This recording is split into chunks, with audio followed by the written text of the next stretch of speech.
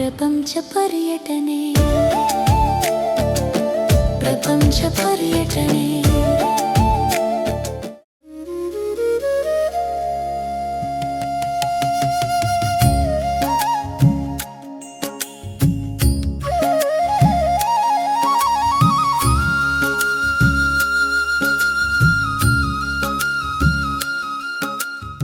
ನಮಸ್ಕಾರ, ನನ್ನ ಹೆಸರು ನಿಂಗಮ್ಮ.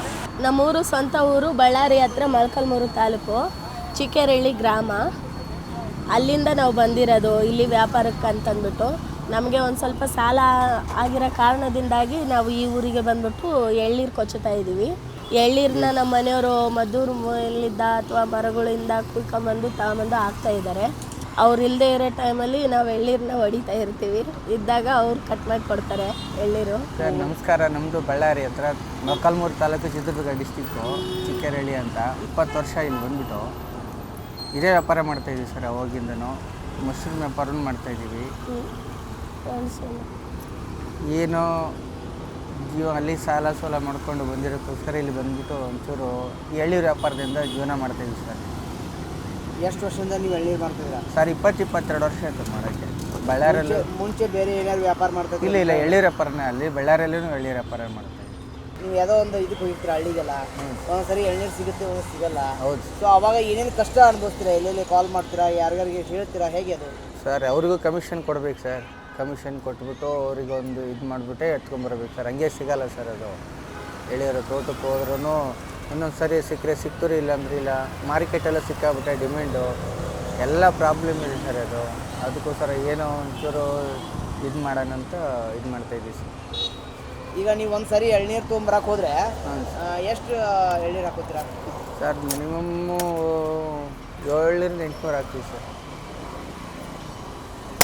ಮೂಲತಃ ಯಾವರಿಂದ ಬರೋದು ಎಳ್ನೀರು ಎಕ್ಸಾಕ್ಟ್ಲಿ? Sir Maddur sir. ಮದ್ದೂರೇ? ಹಾಂ, ಮದ್ದೂರು ಬಿಟ್ಟರೆ ಮದ್ದೂರು ಮಾರ್ಕೆಟ್ ಇರೋದೇ ಅಲ್ಲಿ ಸರ್. ಮದ್ದೂರಲ್ಲಿ ಮದ್ದೂರು ಬಿಟ್ಟರೆ ಮತ್ತೆ ಅಕ್ಕಪಕ್ಕ ದಪ್ಪ ಹಳ್ಳಿಗಳಲ್ಲಿ ಆಯ್ತು. ಹುಡುಕ್ಬೇಕು ಸರ್. ದಪ್ಪ ಆಯ್ತು ಇವತ್ತು.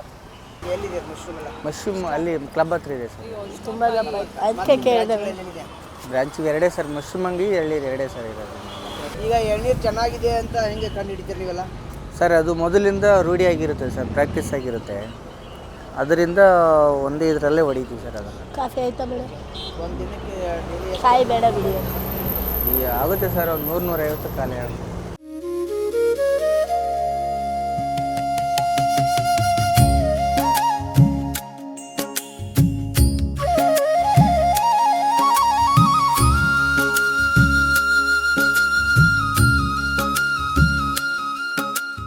ಇಲ್ಲಿ ಇರೋಂಥ ಜನಗಳು ತುಂಬ ಒಳ್ಳೆಯವರಿದ್ದಾರೆ. ಅವರು ಪ್ರೋತ್ಸಾಹ ಕೊಟ್ಟಿರೋದಕ್ಕೆ ನಾವು ಇಲ್ಲಿ ಎಳ್ನೀರು ಹಾಕೊಂಡ್ಬಿಟ್ಟು ಹೊಡಿತಾ ಇದ್ವಿ. ಯಾರು ಏನು ಇವತ್ತಿಗೂ ಕಿರಿಕಿರಿ ಮಾಡಿಲ್ಲ, ತೆಗಿರಿ ಬಿಡಿ ಅಂತಂದ್ಬಿಟ್ಟು. ಅಪಾರ್ಟ್ಮೆಂಟವ್ರು ಪಾಪ ತುಂಬ ಒಳ್ಳೆಯ ಜನಗಳಿದ್ದಾರೆ, ಅವ್ರ ಸಹಾಯನೂ ಆಗಿದೆ. ಹಂಗಾಗ್ಬಿಟ್ಟು ಅಂಗಡಿ ಚೆನ್ನಾಗಿ ಇದು ಮಾಡ್ತಾಯಿದ್ದೀವಿ. ನಾನು ಎಳ್ನೀರು ಹೊಡಿತಾ ಇದ್ದೀವಿ. ಮುಂಜಾನೆ ಎಷ್ಟನೇ ಬರ್ತೀರಿ, ಎಷ್ಟನೇ ಹೋಗ್ತೀರಿ? ಬೆಳಗ್ಗೆ ನಮ್ಮ ಮನೆಯವರು 6:30 ಬರ್ತಾರೆ. 6:30 ಬಂದ್ಬಿಟ್ಟು ನೈಟ್ 9:30 ಆಗುತ್ತೆ ಮನೆಗೆ ಹೋಗೋದು. ಆಮೇಲೆ ಮನೆ ಪಾರ್ಸಲ್ ಅವರು ಕೊಡ್ತೀರಾ? ಇಲ್ಲ ಸರ್, ಪಾರ್ಸಲ್ ಇಲ್ಲ ಅಣ್ಣ, ಇಲ್ಲೇ ಪಾರ್ಸಲ್ ಏನಿದ್ರು ಇಲ್ಲೇ, ನಾವು ಬೇರೆ ಕಡೆಗೆ ಇದು ಮಾಡೋದು ಇಲ್ಲ ಇಲ್ಲ ಇಲ್ಲ. ಹೋಮ್ ಡೆಲಿವರಿ ಏನೂ ಇಲ್ಲ ಸರ್. ಇಲ್ಲಿಗೆ ಬರ್ತಾರೆ, ತಗೊಂತಾರೆ, ಹೋಗ್ತಾರೆ. ಎಳ್ನೀರಿನ ಬೇರೆ ಬೇರೆ ಕಡೆ ಬ್ರಾಂಚ್ ಓಪನ್ ಮಾಡೋದಿದೆ ಏನಾದ್ರು ಐಡಿಯಾ? ಇಲ್ಲ ಸರ್.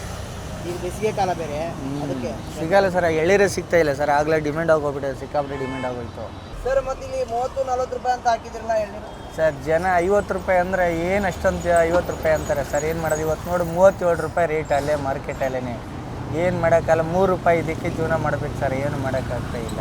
ಇಲ್ಲಿ ಈ ಜನ ಹೇಳಿದ್ರೆ ಕೇಳ್ತಾ ಇಲ್ಲ. ಏನು ಅಷ್ಟೊಂದು ರೇಟ್ ಅಂತಾರೆ. ಏನು ಮಾಡೋಕ್ಕಾಗುತ್ತೆ? ನಮಗೆ ವ್ಯಾಪಾರ ಬಿಟ್ಟರೆ ಬೇರೆ ಕೆಲಸ ಗೊತ್ತಿಲ್ಲ ಸರ್. ನಮ್ಗೆ ಮೊದಲಿಂದನೂ ಒಬ್ರ ಕಡೆ ಕೆಲಸ ಹೋಗ್ಬಿಟ್ಟು ಜೀವನ ಮಾಡೋದೇ ಗೊತ್ತಿಲ್ಲ.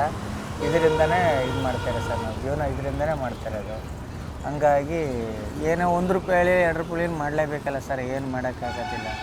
ಬಟ್ ಬೇಸಿಗೆ ಕಾಲಿಗೆ ಎಷ್ಟು ಆಗ್ಬೋದು ಸರ್? ಆಗುತ್ತೆ ಸರ್, ಹೇಳೋಕ್ಕಾಗಲ್ಲ. 60-70 ರೂಪಾಯಿ ಆದರೂ ಆಗುತ್ತೆ ಸರ್. ಅದು 60 ರೂಪಾಯಿದಾಯ್ತು, 70 ರೂಪಾಯಿದು ಆಗುತ್ತೆ, ಹೇಳೋಕ್ಕಾಗಲ್ಲ ಸರ್. ಇನ್ನೂ ಟೈಮ್ ಇದೆ.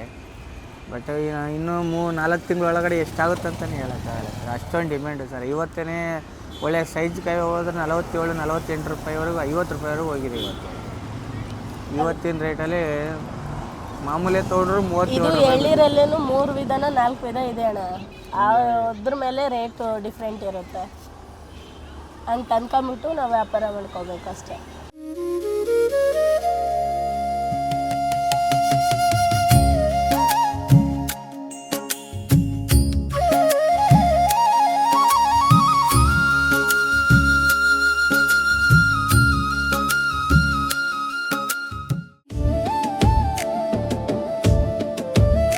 ಇಲ್ಲಿ ಯಾರೂ ಮುಖ್ಯರಲ್ಲ, ಯಾರೂ ಅಮುಖ್ಯರಲ್ಲ, ಯಾವುದು ಯಾಕಶ್ಚಿತವಲ್ಲ.